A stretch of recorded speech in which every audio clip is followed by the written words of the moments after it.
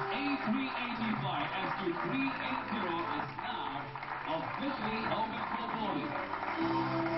So this shows how it works in practice. We come up the jetway and we're about to board on the upper deck.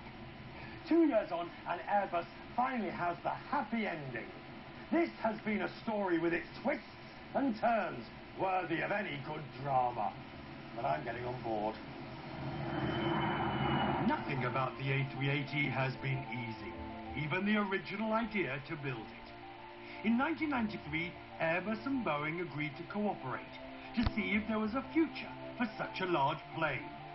Cooperation was short-lived. Boeing pulled out. Airbus went ahead on its own. 7 years on, and Airbus launches Project A3XX, a double-decker plane. Singapore Airlines was the first to see it had the X factor and became the launch customer, buying 10. By 2002, it had become clear everything about this project was massive. There were 16 factories and plants producing major parts. The cockpit and main part of the fuselage were built in France.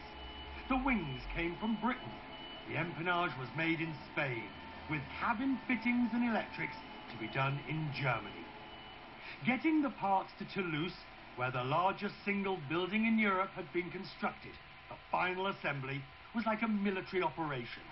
Bridges were built, roads were widened, canals constructed.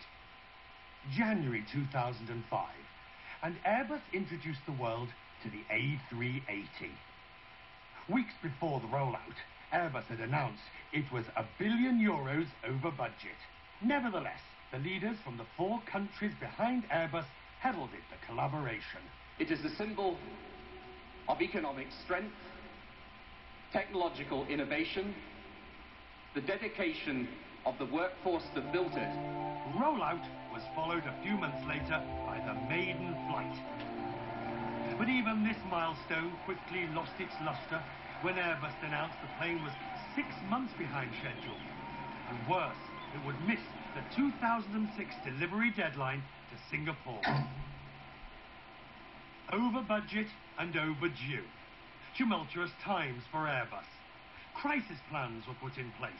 Delivery numbers for the first year were slashed from 25 to 9, and the shares in the parent company plunged by a quarter. Airbus responded and fired the man at the top. Christian Strife stepped in. It's just a crisis with our customers for one plane and one specific issue. Just as quickly, he stepped out, but only after announcing another 12-month delay. Amidst all this misery, the Super Jumbo continued its flight testing, visiting airports across 4 continents, undergoing the cold soak and heat tests vital to ensure it was safe. It finally received its certificate of airworthiness in March of this year. The A380 was fit to fly.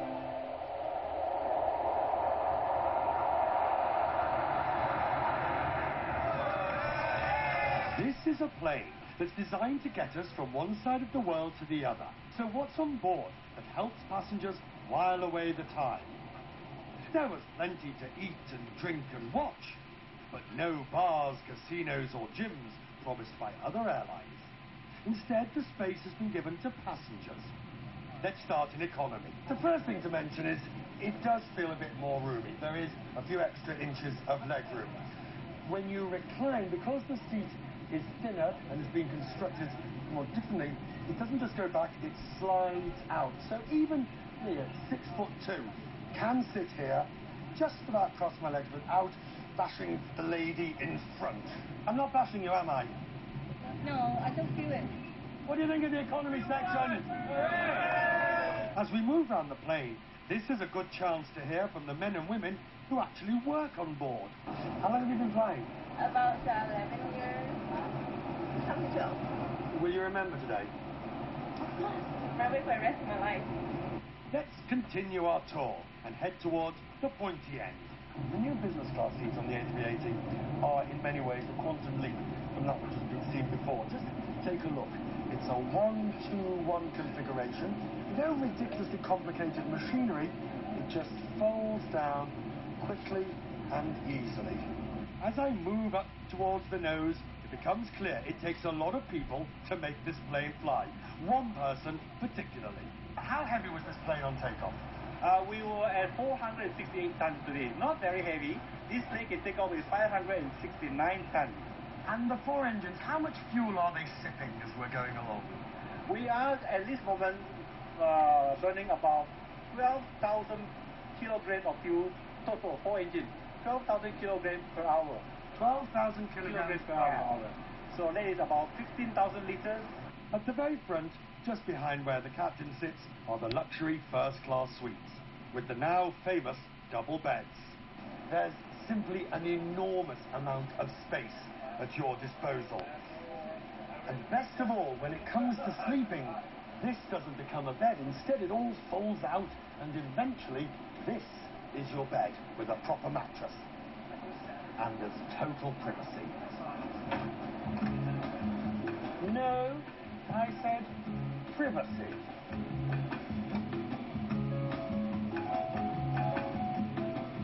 Coming up after the break, can the A380 ever be a commercial success for Airbus?